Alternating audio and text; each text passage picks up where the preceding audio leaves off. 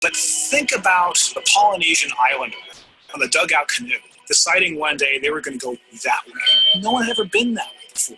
No one even knew if there was anything that way before. It was amazing, and it changed the world. People can set their minds to magical, seemingly impossible ideas, and then through science and technology, bring them to reality. And that then sets other people on fire, that other things that look impossible might be accomplishable. Galileo is such a hero, in thinking big, and what he represents to me is both curiosity and wonder that humanity had, that pushed him and drove himself to invent and work on the first telescopes that allowed us to see the moon, and here we are. These aviation pioneers were figuring it out as they went. No one really knew how to build an airplane, right? No one knew how to fly an airplane. It was amazing and crazy and wonderful, and they wanted to explore. Many years ago, the great British explorer George Mallory, who was to die on Mount Everest, was asked why did he want to climb it. He said because it is there. There's so many challenges in the world, and you could feel daunted by that, and sort of oppressed by that, or you kind of say, how might we think differently about this? Everyone else in the world is working on the next 10%. If you can be the one that delivers that 10 times improvement, you have a chance to really change things. If you want cars to run at 50 miles per gallon, fine, you can retool your car. But if I tell you it has to run on a gallon of gas for 500 miles, you have to start over. You need a lot of courage in this work, and you need a lot of persistence. One of the things that's really critical is not only having the courage to keep trying every day or thinking big, even if you don't really 100% believe it's possible, you might think, this might be possible. Have the courage to try. That's how the greatest things have happened. You don't spend your time being bothered that you can't teleport from here to Japan, because there's a part of you that thinks it's impossible. Moonshot thinking is choosing to be bothered by that. We choose to go to the moon in this decade and do the other things, not because they are easy, but because they are hard. Humanity's progress has been a series of amazing, audacious things, from the very small and personal up to the great, big, and grand. And we are a species of moonshots. And to me, that's like the really amazing poetic inspiration. I think our ambitions are a glass ceiling on what we can accomplish. When you find your passion, you're unstoppable. You can make amazing things happen. It's been true through all of history. I believe in the human spirit, and I believe that there are always going to be crazy people who will get out of bed one morning and say, you know what? I think I can build a space element, and let's go do it. But I think that if we become afraid to take these great big risks, we stop inspiring people. We stop achieving things. And the biggest nightmare scenario is that we won't have what it takes to solve the really big challenges. When Kennedy said that we would put a man on the moon, it's about the fact that he said, we don't know how to do this yet, and we're gonna do it anyway. And that sends chills up everybody's spine. Because if that happens, what couldn't we do?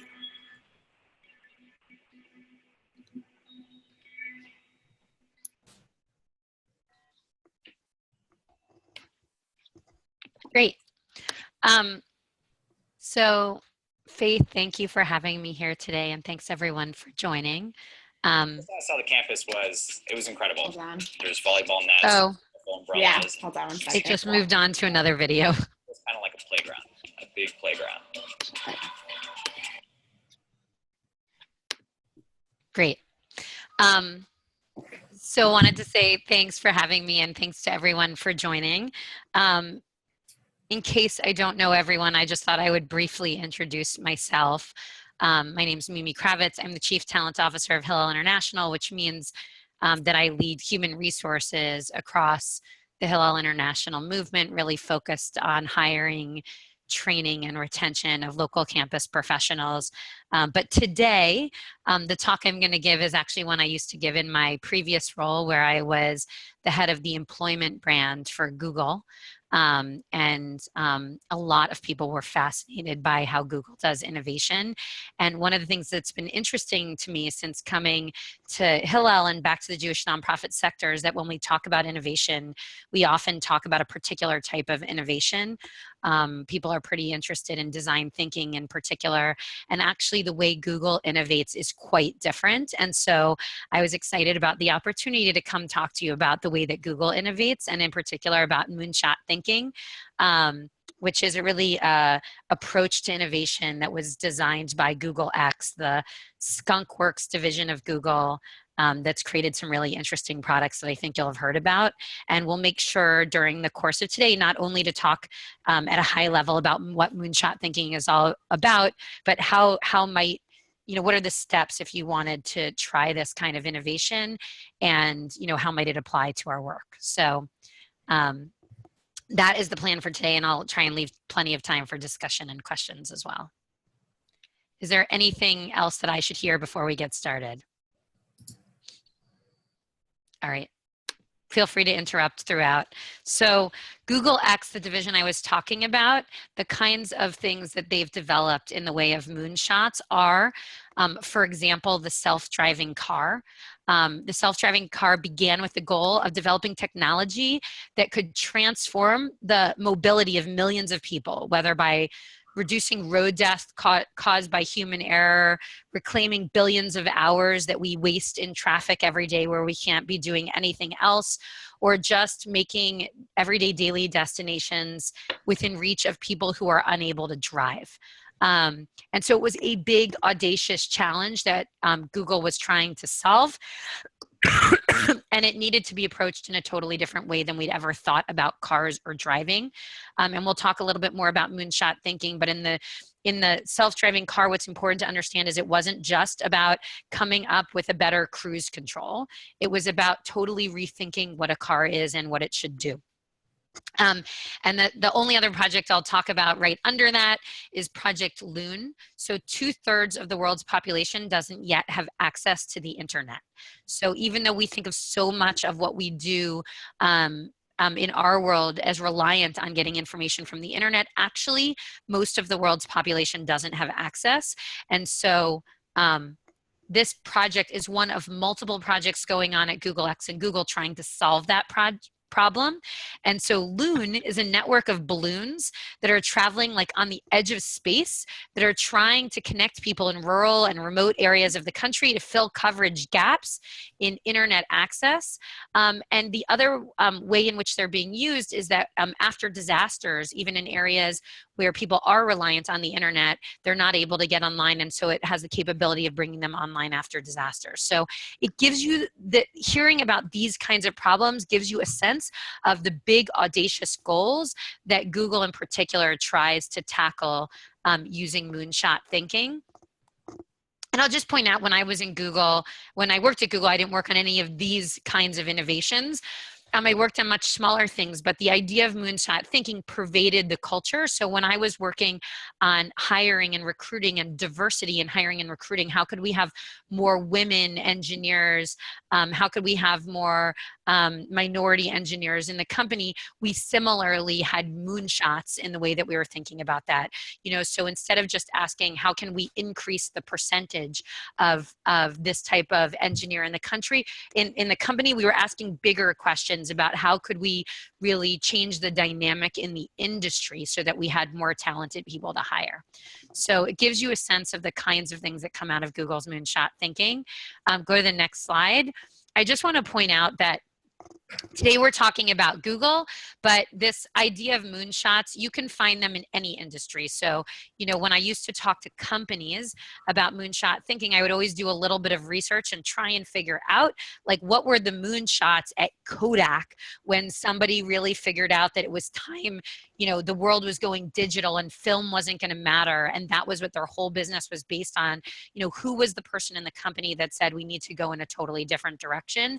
And so I asked my colleague Dan Smilker the other day about, Jewish moonshots, and we talked about Rabbi Yochanan, who was alive at the time that the Second Temple was about to be destroyed, foresaw that was happening. And instead of just asking, how do we rebuild the temple, or how can we continue the same forms of religious practice based around sacrifice in this new environment, founded Yavna, which really represented the birth of rabbinic Judaism and a new way of life focused on Torah and Jewish law. So it was really like, in a way, a moonshot and a total rethinking of how we live Jewish life. And similarly, you know, many years later, Theodor Herzl saw the problem of anti-Semitism in Europe wasn't getting better, and certainly wasn't the first one to think about Israel and Zionism, but really for his time imagined a totally new way for Jews to live safely and securely in a modern Jewish homeland, and not sort of wait for a messianic period, but really for Jews to take action and move themselves. And so really, in any tradition, in any industry, you can find examples, including in our own, of people who are thinking in this moonshot way. On the next slide, I'll just point out that in order to be able to deliver on this approach to innovation, and I would say this is probably true with almost any innovation methodology, but especially in this big and crazy way of thinking, you need leaders that are not only supportive of, but really pushing big thinking. So this is an image from a Wired magazine feature on Larry Page, who is one of the co-founders and the current CEO of the Alphabet company, which is the parent company now of Google. And Larry says, you know, if you're not doing some things that are crazy, then you're doing the wrong things. What I want to share about that is it's not just something he says, it's something that he lives and therefore pervades the culture of the company. And if you think about this and you translate this to our own work, it says that, you know, really the leader of any organization or local Hillel, you know, sets the tone for the aptitude for innovation. So when people used to go to Larry Page's office to present things, you know, there was always this angst, as there would be with presenting an idea to the CEO of any company. But the questions they were asking with themselves, like in that meeting before they went in, is, are we thinking big enough? Could we go farther? You know, rather than at many companies, right? I used to work at American Express before I worked at Google. And before you went into, you know, the VP or the CEO or whatever, you were saying, how could this fail? You know, what holes haven't I plugged? You know, how are we going to fund this? And the questions people asked when they were approaching Larry were so different that it really set a tone for the company. One of the projects I worked on at Google was called Google for Nonprofits. And basically we were responding to user need. The nonprofits were saying to us that they wanted a cheaper way of accessing Google's products, like Google Apps and Google AdWords. And we were coming up with a bundle of our current products and ways to give discounts to nonprofits, which was exactly what they asked for. And in fact, in many companies, we would honor that as being user-driven innovation. But when the team approached Larry Page, they were totally panicked because all of a sudden they realized that he was going to look at them and say, like, how is this solving the biggest problems in the nonprofit world? You know, how could we do this bigger? How could we do it better? So, you know, I'll just also point out that the secret to moonshot thinking is actually not to start with user insights, because there's actually, Googlers will talk about how important users are in the work that Google does. And they are, because we need to make it relevant and meaningful to users, but they actually come at the end of the innovation process, right? If you ask somebody what they need, they ask you for a discount. If you look at and try and figure out what are the biggest problems for them and in their sector, then you can come up with the big innovation and later make sure that it works for their needs. So that's one of the interesting things about moonshot thinking and the Google approach to innovation. On the next slide, this is Astro Teller. He's the head of Google X, the division I was talking about. And one of the big things that Astro talks about is that a 10% improvement requires harder work on an existing approach, whereas a 10 times improvement might actually be easier because it requires a totally new approach. So if you think about that, it's really interesting because usually we say we set our goals in a way that we think they can be reasonable and achievable. So if your goal for student engagement is that you engage some number of students this year, then next year when you're trying to think of how many students you're going to engage, you say, I want to see a 10% improvement in the number we're engaging. What does that mean? That really means, unless you're going to get new resources, that you are going to drive harder at whatever you're doing. You are going to go on more coffee dates, right? You're going to take whatever you're doing and try and do it better. What's interesting about moonshot thinking is it sets an audacious goal that requires you to totally rethink what you're doing, right? So instead of a 10% improvement, if you're gonna make a 10 times improvement in the number of students you're engaging, all of a sudden you can't go on coffee dates anymore, because there's no way that you're gonna that you and your same resources are gonna go on 10 times more coffee dates. So all of a sudden you have to ask totally different questions about what you might be doing if you want to engage that many more students.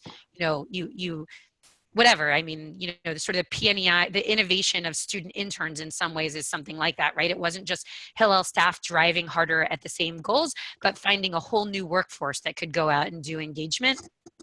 And that's the kind of thinking that's moonshot thinking. So I wanted to outline the steps. I find when you talk about big ideas, sometimes it's easiest to make them concrete and talk about, like, okay, if you wanted to do this, right, you're not going to build a self-driving car. I get it. We're not working on technology. Although diversity in hiring, the problem that my team tackled is maybe more attainable, or the Google for nonprofits examples. But what does it really mean if you wanted to implement this in your local Hillel and in your life? And so I looked up, you know, what lots of others have said about moonshot thinking and what I experienced, and tried to break it down into a set of 5 tangible steps. Step 1, it matters who's doing the work. So I'm already assuming now the leadership point that I made earlier, right? You will only be able to do this if you have leadership that's not only open to innovation, but driving for innovation.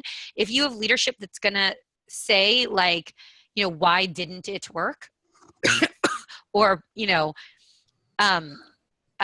it makes it a lot harder to innovate in that environment. It doesn't mean that you can't do creative things, but really to drive big innovation, you need leadership that wants it.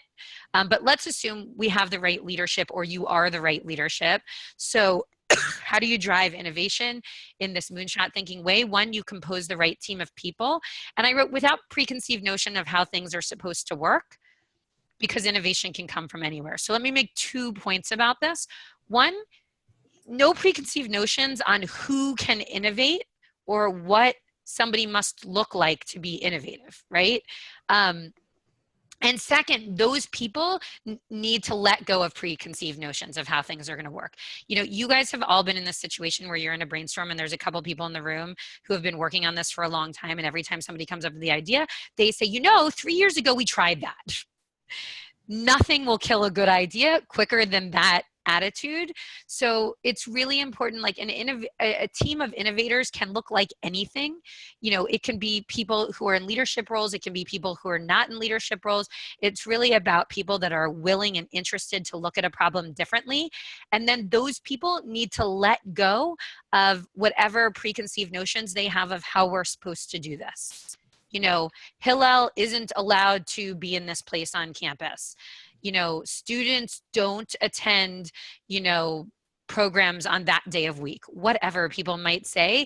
Like, you kind of need to let that all leave, like any kind of brainstorming methodology, because innovation can really come from anywhere, and you need to be open to all ideas. Step 2, this is the biggest thing.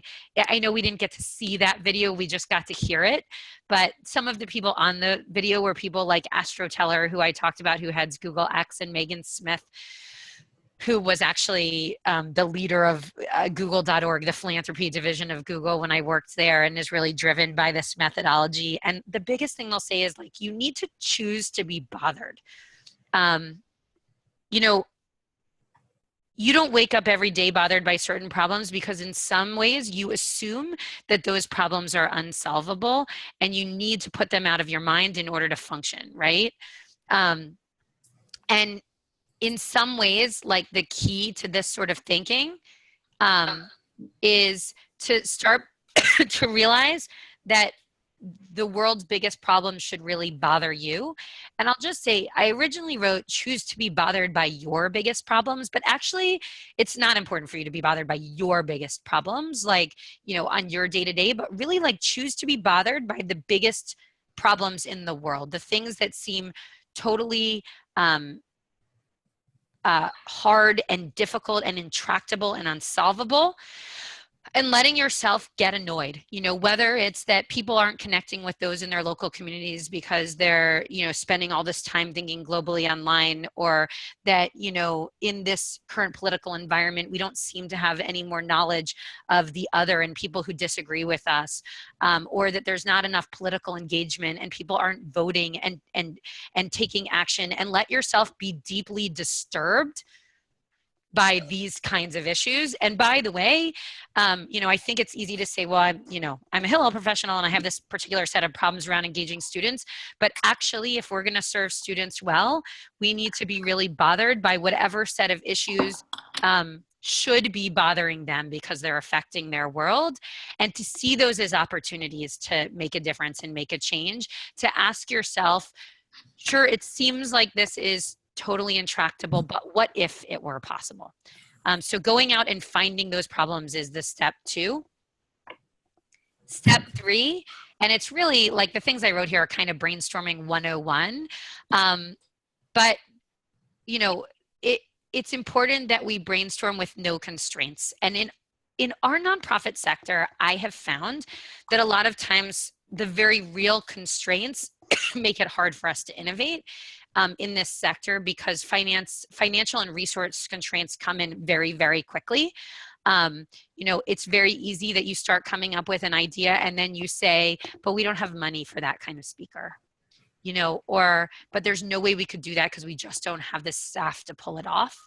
And those things are real, and it's not the right place to solve for them, because I think what you need to do to think big is to assume that those resource constraints are taken away. Now, it's very easy when you're at Google X to, you know, assume a lack of resources because you know, you're building a self-driving car on all the resources of Google. But the reality is there are still constraints, right? So when they were building the self-driving car, one of the problems is that there are laws that have very much gotten in the way, and they never would have built that car had they started out saying, but we will never be allowed to put a car on a road without a human behind the wheel. So they let it go, right? And said, you know, let's build this as if the laws will change in order to accommodate our innovation, because it will be so powerful. So I would just say, like, even in that environment where it might not be financial resource constraints, the idea is to think that maybe if you come up with this radical solution to a problem, that the other constraints will bend around what you need. So the financial resources will come to bear, or you will find a lower cost way of doing it, but not to be held back. This last line here is also a quote from Larry Page, that great ideas are always crazy until they're not. And so the person in the room, you know, and on that team who thinks of the crazy idea. So, you know, if you're like posing on this example of like, it's really deeply disturbing you, the problem that such a small percentage of our population votes, and then we all, you know, take to Facebook upset about the results, and, you know, you're sitting and brainstorming about what to do with that problem with a set of students, and somebody says, I'm echoing, do you guys hear that? And somebody says, you know, what we need is a national voting holiday. We need to drive everybody to the voting spot, and we're going to pay them to vote. And, you know, so that it's very easy for somebody in the room to sit out and say, oh, but that is never going to happen for a whole variety of reasons. And the whole idea is to limit those constraints and say, you know what, if this is a big enough, intractable enough, and important enough problem, we are going to be able to change the laws and change the set of realities and resources that we have. Okay, step 4. So you're not going to be able to try everything, but moonshot thinking, like design thinking that I assume you've learned about at some point in your story or in this course, assumes a sort of prototyping culture, that trying something, even on a limited version, tells you a lot about whether it's doable or not and how to make it better. And it's also the only way to get feedback. So interestingly, I found that a lot of times the most creative people are incredibly closed off about that creativity and that innovation because, you know, as if they were securing a patent, they want to make sure that nobody steals their idea or gets out ahead of them. But in fact, you know, within Google X, and it's really interesting, within Google, there's a very open culture of sharing. So it's unbelievable. There's a lot of confidentiality within Google, but among like 100,000 people now. And so this open environment of sharing with other teams and not assuming that that other team is going to steal your idea, but rather they're going to push you to make that idea better, is a key to innovation. So often you would see people sort of on the lawn at Google with whatever their prototype is, like asking people for insight and input and feedback. And in our environment, it's certainly something that we can do between local Hillels or even with our students and with different student groups, not assuming that somebody's going to shut something down or steal it, but rather that the more people that know, the more smart minds on something, the better it can be. The last thing, and this has been spoken about a lot, but is about celebrating failures. Astro Teller tells great stories about what he does in his group to promote risk-taking. And he actually holds up failure, not just puts up with failure and says, you know, not just evaluates, you know, why something failed and sees it as an opportunity to improve, but really celebrates failure, honors people who try something that doesn't work, has them stand up at a meeting and talk about what they tried and why it didn't work and why it was such an exciting thing to try. He's given awards for failure, but really like tries to go crazy within that group and the reason why is he wants people to take risks. And if you're in an environment where you are afraid that if you take a risk, it risks your job, it risks your reputation, worse in a nonprofit sector, it risks your funding, then you're not going to try and you won't ever do anything interesting, right? So on the flip, like if you want to get people to do things that are really interesting, if you want to get yourself to do things that are really interesting, you yourself need to also celebrate your own failures and say to yourself, like, it didn't work, but I tried, and not everybody would have tried. Step 5. Okay, this is where you get your moonshot ready for landing. And I'll just say, so it's interesting, a lot of times Google's engineers will say, we put users first, but they absolutely do not. They put users last. And it doesn't mean that they're not a priority. So users first is a way that saying that, you know, we want to make our products work for people, and they do. But that really is last. There were so many times when I worked at Google that an engineer came to me with a done product and said, help me make this work for users. So users really came last. Now that might sound horrible in our sort of understanding of what makes great service-driven organizations, in our case, or products. But the reality is that most people don't know what would make their lives monumentally better. They know how to improve something that already exists. So if you want really big innovation, you need to tackle the largest problems. And then at the end, you need the input of users. You need to bring it to people and say, this is a phone that can fit in the palm of your hand. What do you think? What would you do with it? And then you need to look, does it fit within their hand or not, right? So there's a lot of user experience testing that goes on in the technology world, but it comes at the end.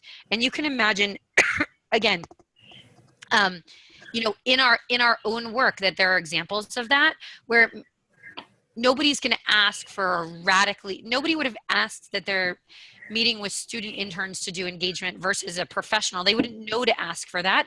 But if you said, we want to reach everybody on campus, or we want to reach 10 times more students, so we're going in this direction, this is the concept of a student engagement intern. Now help me shape that concept, then they can be really helpful. So really the last step is, you know, what at Google X they talk about is getting your moonshot ready for landing. If it's going to work, then you need to take that idea to people and have them tailor it and customize it. we're going to do, I think we can do a couple of exercises, but before that, now that I've outlined the concept, I wanted to pause and hear from you about what surprises you or what questions you have about this whole concept of moonshot thinking.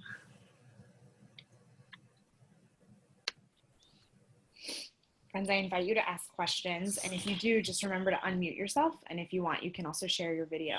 So, I have a question. Oh, sorry. Go for it, Tamara. Oh, wait, you're on mute again. You go first. All right.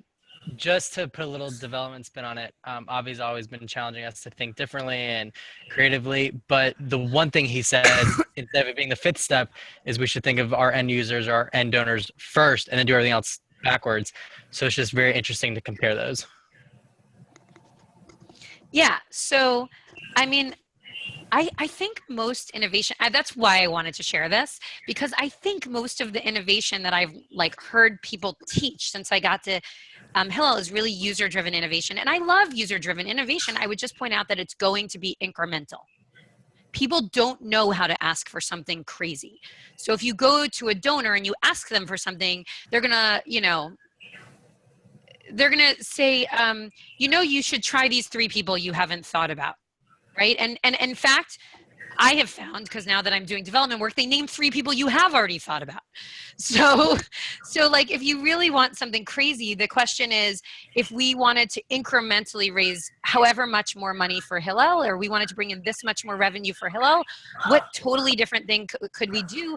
And then if you went to that really smart business person who's also our investor and said, you know, we want to bring in a revenue stream that's consistent year over year and doesn't require annual asks. And we were thinking of, you know, because that's like crazy in our world, right? And we were thinking of these 2 ideas. Would that work for you? Then they could help you make it better. That's sort of the twist, or like, I don't know, in the development space. Tamara. Hi, I love this. I love the de-emphasizing users. I think it's important. I wanted to ask you, Mimi, what's an example, since you took this new position, of your moonshots, and how have you pitched them, developed them, or transformed them? I mean, I think the biggest, I will say, so I've done both kinds of innovation. The first innovation that we did was like the user-driven kind. When I got here, I asked lots of people what we needed, and they all said, you know, that JCSE fellowship thing that you were a part of earlier in your career, we really need something like that again. And it came up so consistently from user feedback, from professionals in the field, from funders, that I said, we need to do this thing everybody's asking for, and in a way that's modern and updated. And I'm super proud of the Springboard Fellowship and the Springboard Fellows that are now in the field, these, you know, 2-year early career fellows that actually are trained in design thinking, innovation, you know, programmatic innovation and social media, and really attracting great people. But I think the Springboard Fellowship is an example of the kind of innovation that comes out of design thinking, which is not bad, it's great. I think it delivered exactly what people were looking for, and we're continuing to make it better, and we've gotten it funded. I think the Marcus Talent Grants are more of a moonshot, right? Like, I don't think anybody had asked, what if we go to a funder and not only don't we include talent as an overhead line, but we made the point to them that the only thing that really matters is talent, and we got them to invest directly in the compensation of professionals in the field, because really it's one of our largest problems. And it's seemingly intractable because it requires all the local Hillels to do individual fundraising and to prioritize this over the many other priorities that they might have.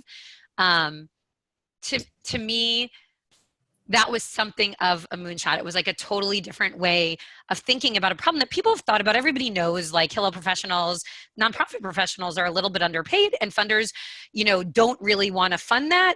And so, you know, they've tried over time to, like, you know, come up with data and move things slowly. And, you know, they've talked to funders and they've tried to increase that overhead line.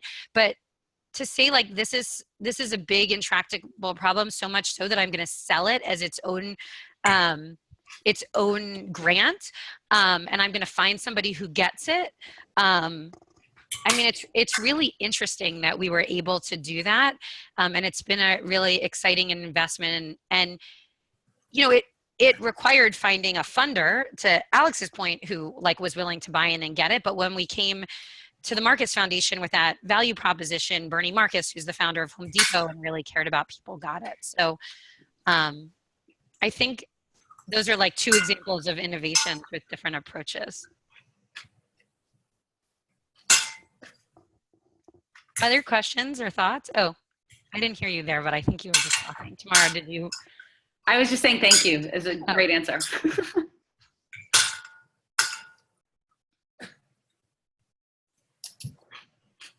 Other things that surprise people or questions? Okay.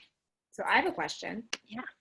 I would love to hear, Mimi, whether it is before your time at Hillel or even more, especially if there is a failure that you can speak to, because I think that piece is really critical. I think it's one of the steps that people have a really challenging time doing well, which is celebrating failure.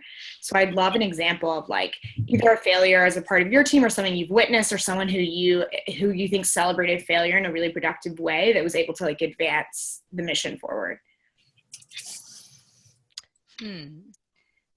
Trying to think of examples of I can think of a bunch of failures in the last year, like small failures that our team has had. You can also circle back if you want to it. I have another question that was just typed in. So if you want a minute to No, it's okay. Well, let me say this. I mean, a place that we're struggling right now, so we've launched Hillel University, or Hillel U, which a lot of you heard about in December, with a bunch of like fanfare and really cool hoodie sweatshirts and a lot of excitement. And I heard unbelievable feedback. And by the way, Hillel U is a user-driven innovation. Like last year when we accepted Accelerate participants, everybody who didn't get accepted said to me, like, there's nothing else. Like, you know, what else am I supposed to sign up for if I want to learn to be a great Hillel professional? And I, you know, time and again, I heard that there needs to be more like great opportunities for training. There's just not something for everyone. So we've actually opened up a bunch of new training. And I don't know if you've seen, there have been these Hillel U newsletters, and we haven't had enough people sign up. So it's been a really interesting discussion on my team, and maybe we're not doing enough to celebrate failure. We're spending some time doing what I said, sort of evaluating it. Like, why aren't people signing up? Is it the time of the year? Is it the, you know, but there's like lots of little failures like that all the time. Like you do something that you think is right and you host this event or whatever it is, and like people don't show up. And I think that's like one of, like, even if I think back to my time on campus, that was like the most consistent kind of failure when, you know, we created something, some event, some program, and an evaluation of success often was like how many people were in the room. And then all of a sudden there's like not enough people in the room for whoever this, you know, honorable person is. And so we actually have that going on right now with Hillel U. And it's been really interesting. We had sort of an exciting discussion about it with our board of advisors yesterday of like, what does that mean? Either about the incentives we need to provide, the time of year we need to do this. So I think part of, like, we could do more to celebrate it. And like part of the excitement, if you can see it that way, is like, wow, fascinating that this didn't work. And what does it mean, you know, for what we need to do differently? Oh, somebody, Jonathan Rahmani, your microphone's not working. All right. My question is, how can Moonshot Thinking be adapted to student-created models of engagement and programming, but still follow right, especially keeping the user input at the end? Well, I think in the case of student-created engagement and programming, the idea is for those students to then see themselves as the innovators or the moonshot thinkers.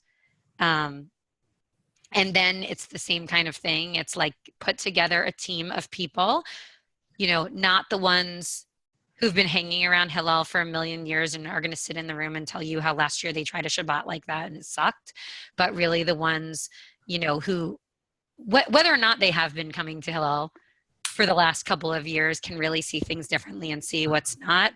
So it's, I would imagine it's the same 5 steps, like get the right students in the room who can really think big, give them the white space, eliminate constraints, let them pilot and try things out, assuming it's their role to serve others, right? They're the committee, whatever, working on Shabbat or women's program or social justice or whatever.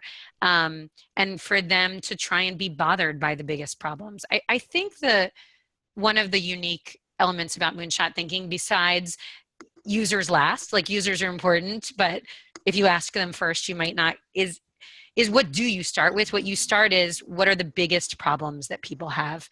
And so I think, helping students really go through this discovery phase of like, what are really the biggest problems, might be one of the most critical parts in helping them think in this sort of moonshot thinking innovation sort of way. Any other questions?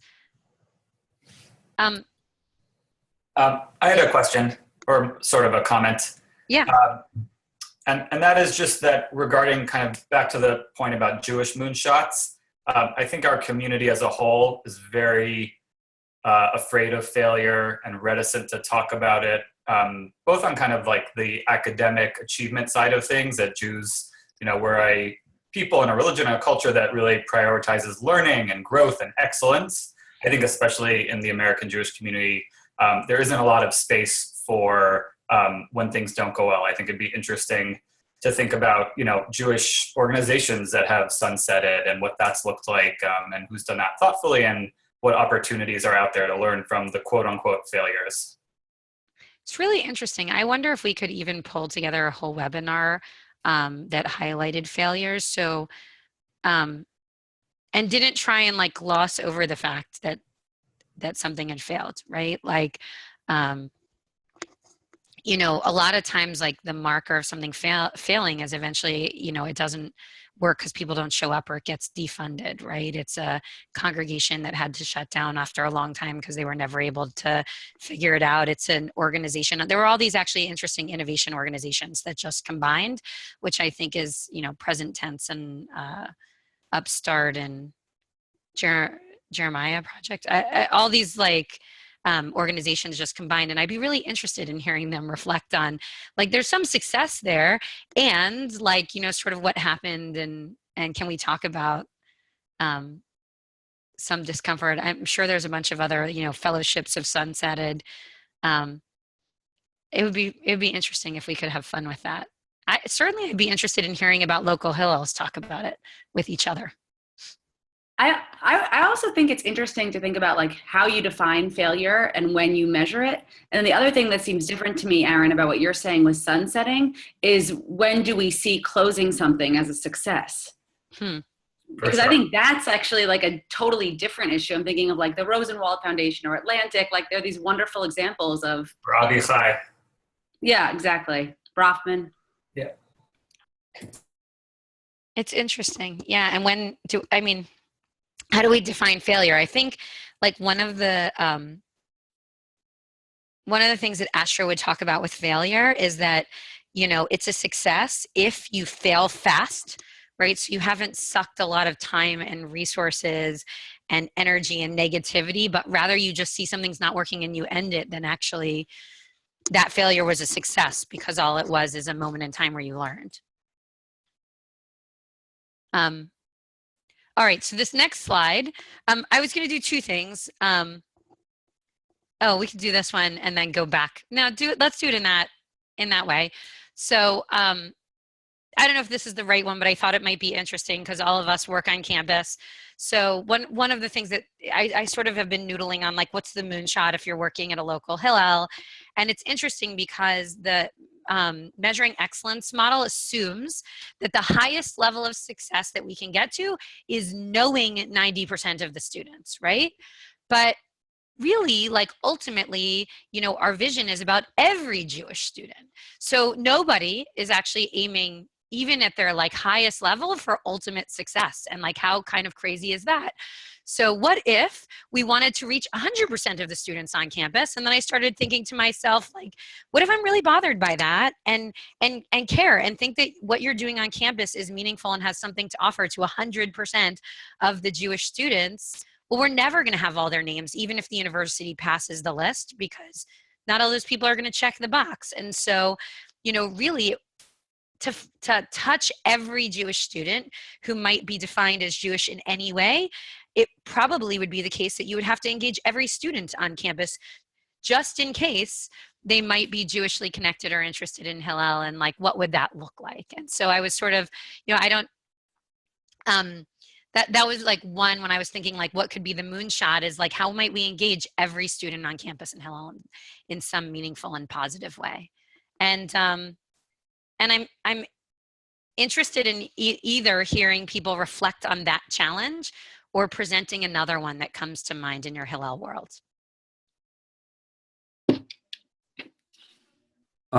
Yeah, I can say something. I think that this is, I think it's an interesting question. And I wonder like if it's a goal, like, it's not our goal through the program, but one of the things that I've kind of challenged our staff is like, I'm an engagement professional. Like, we should all just be engagement professionals. If we all held a portfolio of a certain number of students and we maintained that those would be unique students, we would engage more than if like one person's doing programming and not meeting with many students and one person's doing this. And if our focus is really the students, then let's focus on the students, is one thing. And I think there's like another way to turn it around where like you can create such like appealing programs that like you're influencing campus in a certain way. And so by influencing an entire campus, you influence Jewish students that are on that campus because they're then being influenced not by the relationship you have with them, but by the impact you're making on their community. And so I think that's like two different approaches to go to answer the question in different ways.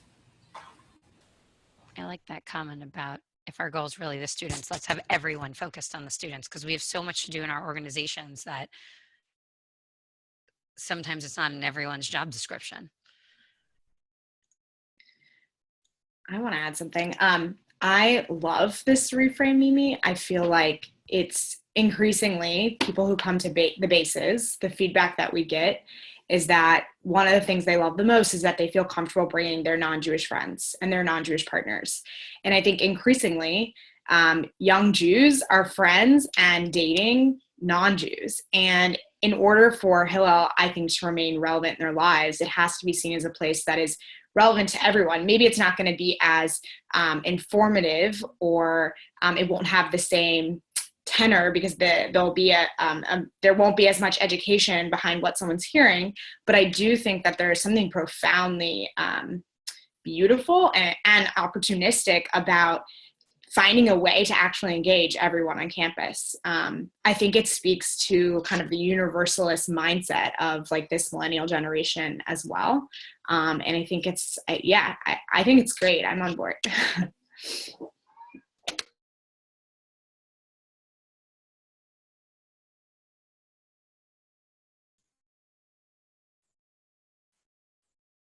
Are there any other comments on this particular question? If not, I'm going to just go back one slide. And I want to ask you to think for a minute about this question of the big challenges in the universe that bother you. Because really, in order for this moonshot thinking to approach to work, like, you need to start by being bothered. That's really what it comes down to. And actually, like, in some ways I wish you'd seen this video, simply because I got to film lots of people who I loved. But this woman, Megan Smith, who she actually was the head of Google.org and then got this really cool job as the chief technology officer under Barack Obama. And she was speaking on that video. But like, an interesting thing about Megan, and it was why she ended up leading Google.org, which was sort of the technology for good division at Google, is she was truly bothered by all these problems in the world. Like, she lived it, right? Like, she traveled and got disturbed by the, poverty outside of the resort that she was staying in, and felt compelled to want to do something. She was truly bothered by the state of education and the divisions in the school where her kids were going, and wanted to engage with it. So I want to pause for a minute, and then I'm curious to hear you talk about it. If you were to try and tackle a problem that matters to people. So it has to matter to you, otherwise you won't engage with it. And it's not just, I'm really bothered by the fact that, whatever problem is in your day-to-day, that the car doesn't work or something, but really, like, big problems in the world. What problems would you tackle? And I would make the case that if there's something that really bothers you and bothers people, we're lucky that in the work that we do, there's probably an opportunity along with students to engage in that problem. So I'm going to pause for a minute, and then I will say that I'd love for you to be able to share if you're comfortable.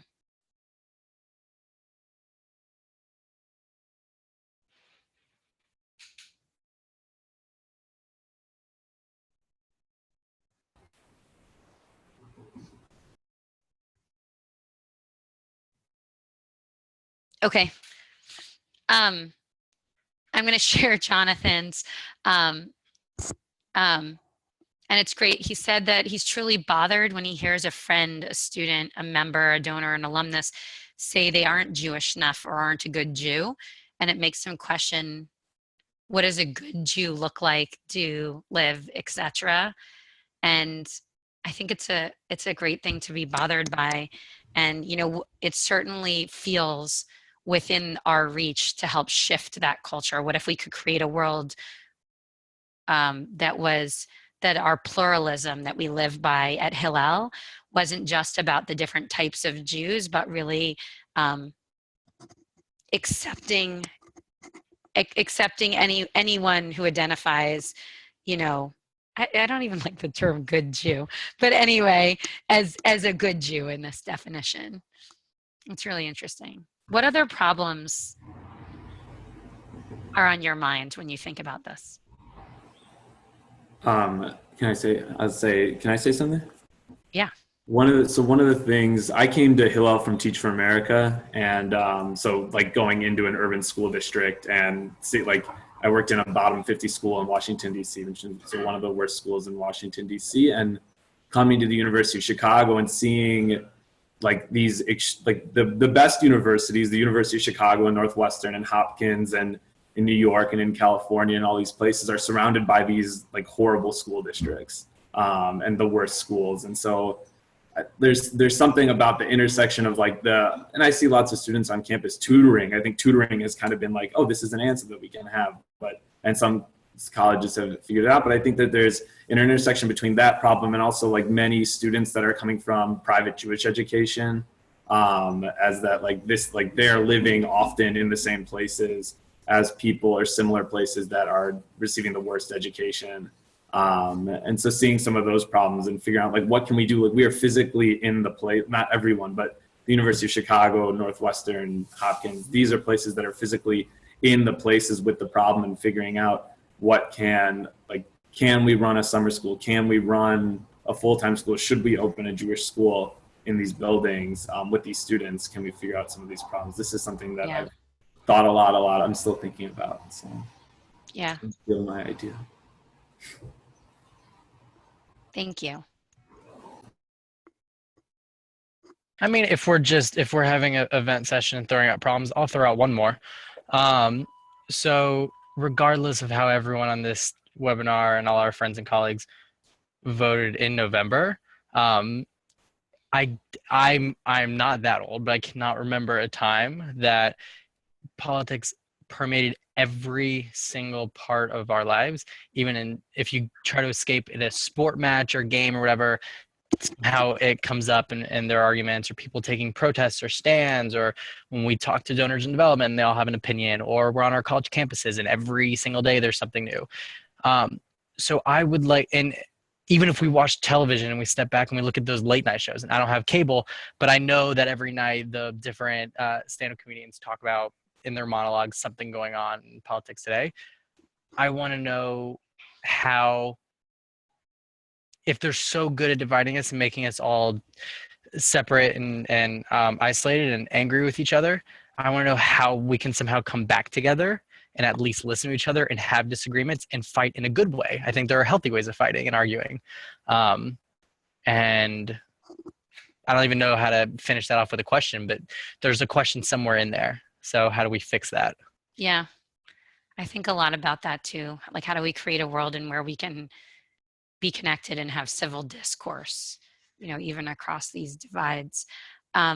So I'll just wrap up by saying thank you again for having me here. I find the concept of moonshot thinking sort of what we used to call uncomfortably exciting, right? It's not easy, and it like requires us to deal with world issues, you know, things in the universe that we're not, you know, used to necessarily grappling with as our problems every single day, and even approaches to our work, right? that we're not usually bothered by. And so it's uncomfortable, but I think it opens up the real potential for big thinking and